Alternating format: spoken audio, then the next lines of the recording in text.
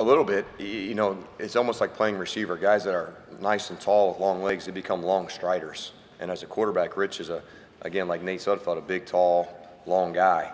And if you're not careful, sometimes you can overstride. You can play with your feet too wide apart.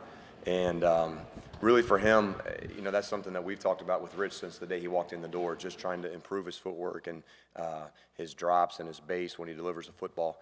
And he has worked extremely hard on it. I still think he has lots of work to do in that area. I think he's only going to get better, but it's come a long way since he's been here. Is he just maybe around the pocket as opposed to Nate Sudfeld? I think they're similar, to be honest with you. Rich, the great thing about Rich Lego is what he has shown to us is that he's willing to stand in the pocket. He doesn't get scared, doesn't get rattled, which is a great sign for a quarterback. He will take off and run when he has to, a lot like Nate did. I don't know from a speed standpoint if they're much different, to be honest with you, but I do know that he'll take off and run if he needs to.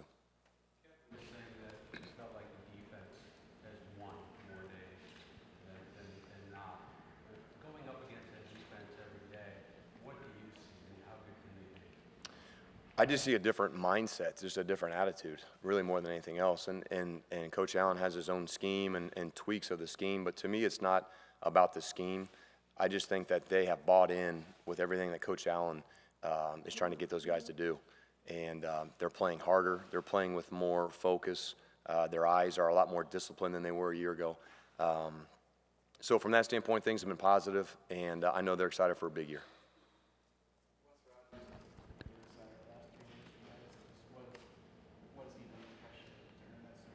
Wes Rogers?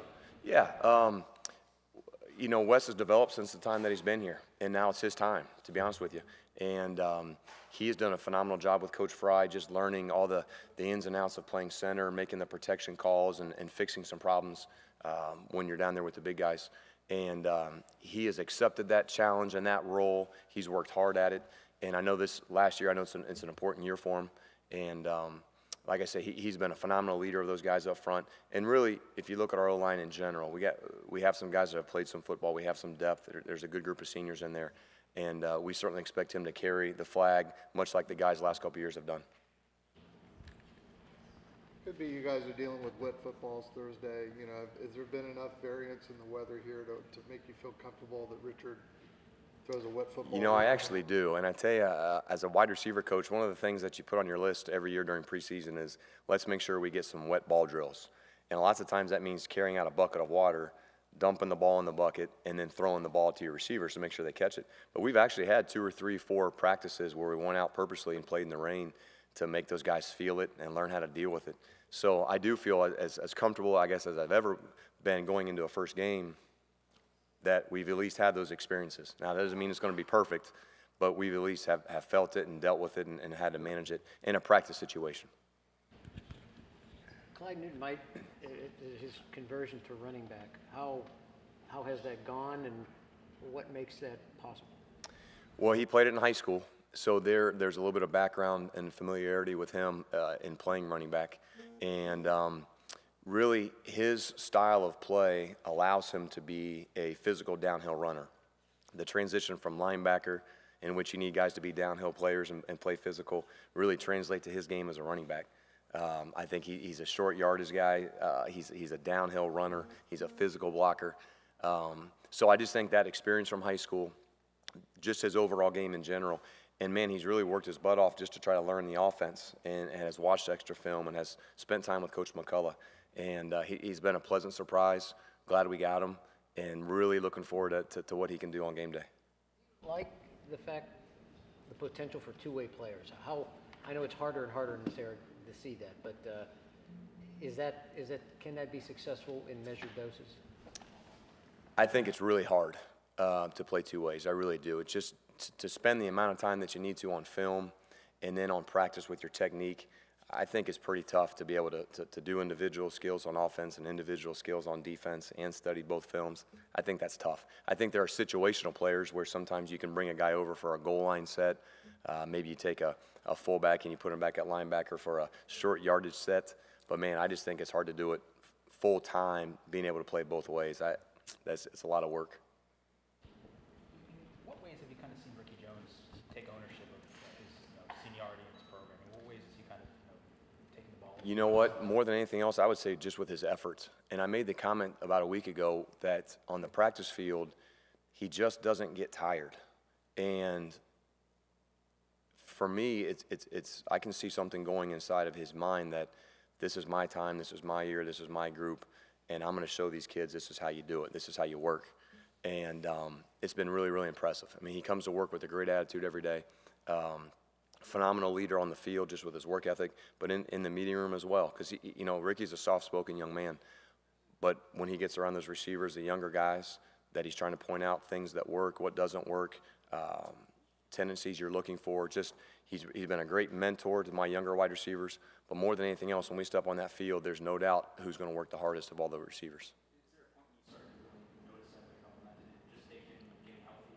A little bit of that. I just think guys are different when they realize my clock's running out. I have 3-4 months of football left and then I'm done. And I just have noticed that switch flip in his head.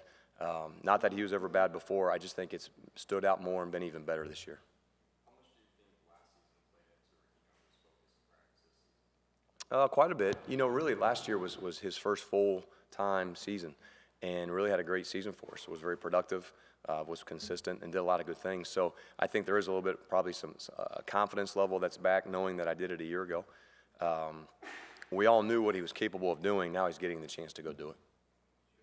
It's kind of a loaded question, but did you ever think he'd get to this point? I mean, you guys talked about him playing early, and he did, and then he had the ankle injury, and that just kind of kept seeming to flare up on him for a couple of years.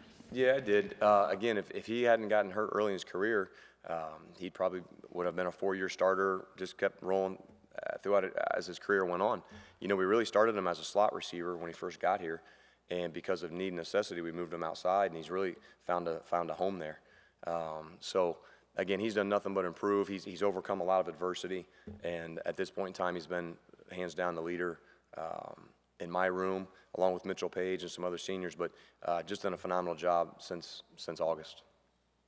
A lot of guys that have shown great leadership on offense, but how much have you seen the culture of leadership change in this program since you got here? Quite a bit. And I think, you know, when we first got here, no one ever said, that's not how we do it here, or this is how we do it here. You know, I don't know that there was really a standard. And it's taken a couple years to get that standard set. But now the guys know. You know, Dan Feeney can look at a lineman and say, whoa, that's not acceptable. That's not how we do it. Ricky Jones can do the same thing, and Devine can go in the running back room, and Danny Friend, you know, in the tight end room. So for us as coaches, that's a great thing because now they know exactly what we want, and I don't think that our kids feel like they're getting picked on, if you will. Now they know what's acceptable and how we do things, and if you don't do it, you know, you almost get kind of pushed out. You feel like you're the odd man out if you don't do it how we're going to do it. So it's a credit to Coach Wilson and what he's done with this program, credit to our kids for buying in. And again, you look at a lot of these 4th and 5th year seniors, they're a product now of doing this year after year, and we're getting some of the results that we want.